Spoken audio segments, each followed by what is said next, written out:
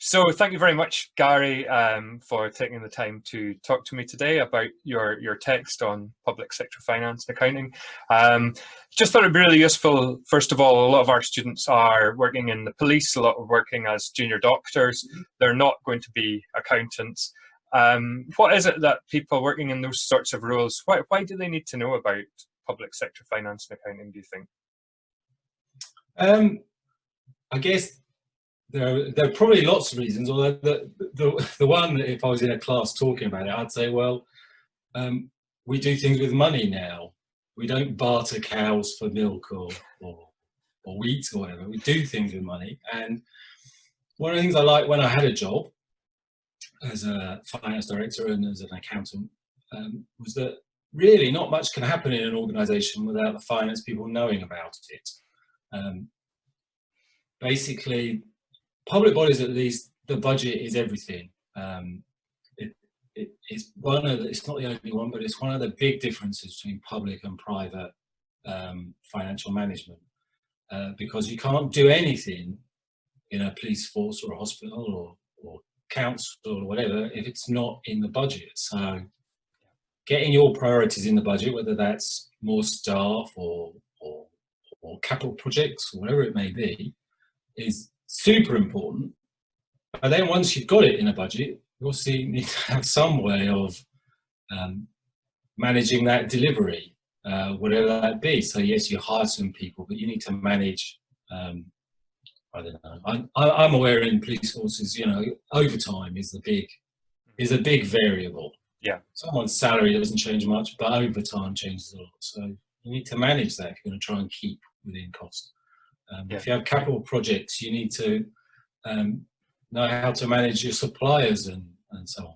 Mm-hmm. So if you don't have regard to all of that, then you're trusting to luck, really, that you're going to deliver the things that you're trying to deliver, whatever they are. Yeah.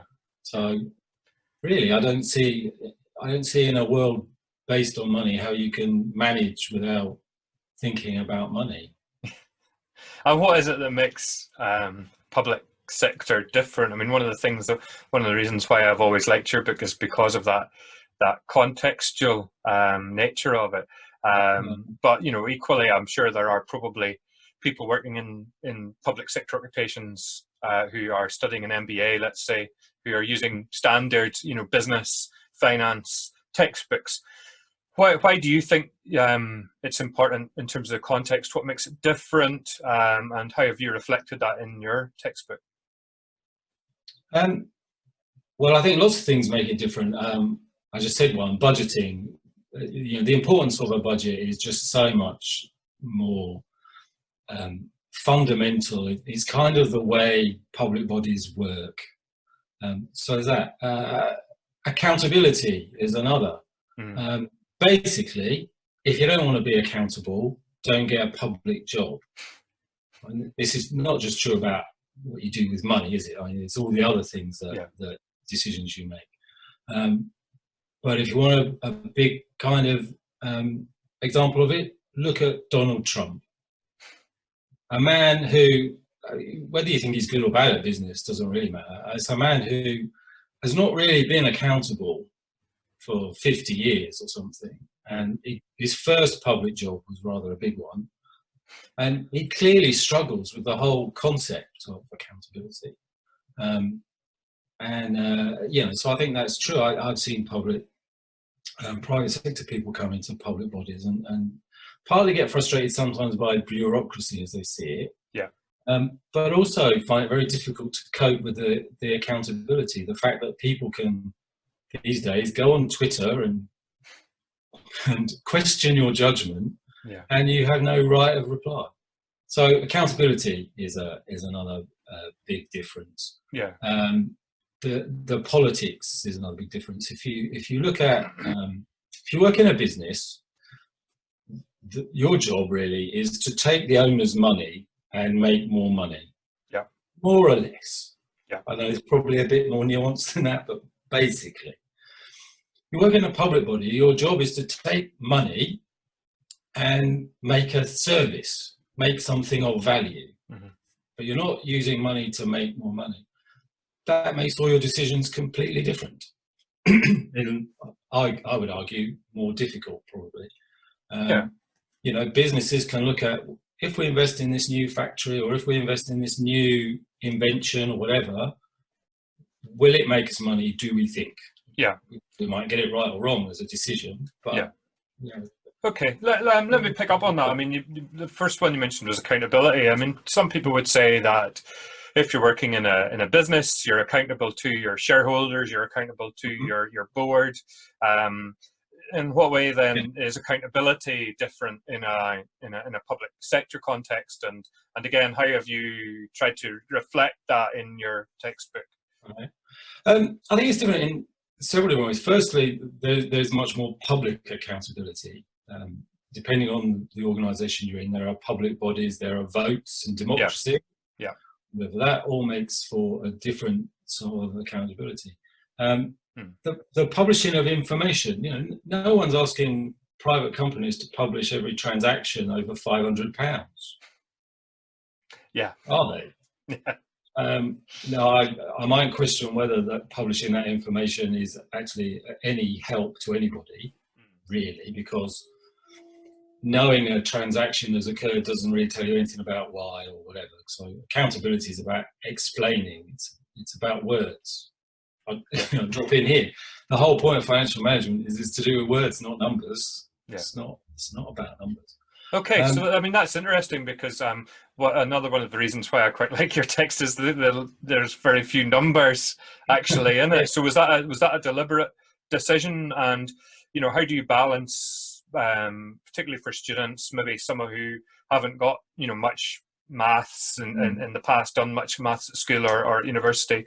How do you get the right balance of skills between that kind of numeracy and the ability to then analyze and interpret financial information? My original pitch for the book was something that was based on the principles of managing public money, and I had in mind social workers, librarians, police officers, all kinds of people who wouldn't be interested in knowing anything about accounting and being a kind of an accountant. So the policy decision for me was to try and write a book with absolutely no numbers in it. I haven't quite achieved that, but there aren't very many. And the way the chapters are structured is to talk a bit about the kind of, if you like, the theory at the beginning of a chapter, and then the second half of a chapter is sort of a practical interpretation of it, really, which is what's kind of left of my original idea about principles. So it talks about, I don't know, in the procurement one, it will go on to, well, these are some things to be aware of in procurement and how to manage contractors and things like that, rather than just being an academic explanation of what procurement is. So that was how I kind of tried to make it accessible to people who are not very comfortable using numbers and maths. Okay. And I suppose in terms of skills that people in the public sector need right now, certainly over the last 10 years, in terms of finance, it's been all about cuts and cutback management. So how do you see that? What sort of do you feel are the best techniques for managing reducing budgets? There's a lot of talk, for example, about zero-based budgeting, things like that. Yes. What are your thoughts on that? Well, taking zero-based budgeting first. Zero-based budgeting, I think, is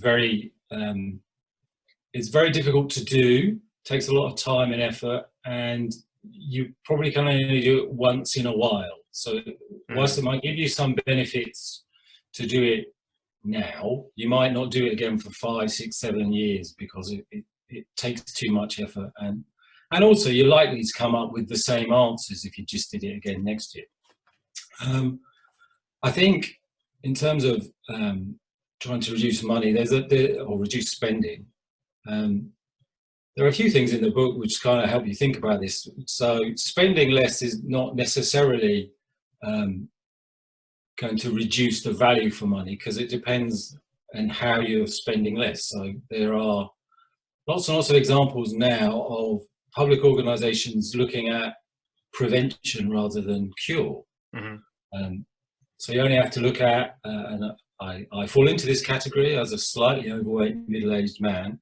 You know, if I don't do enough exercise, I'm at risk of type 2 diabetes, which is not always, but is mostly an avoidable disease. Yeah. And so you see the efforts going in now, don't you, in the NHS in terms of social prescribing and, I don't know, government putting tax on sugary drinks and all kinds of measures aiming at trying to reduce the overweightness, Yeah, sure.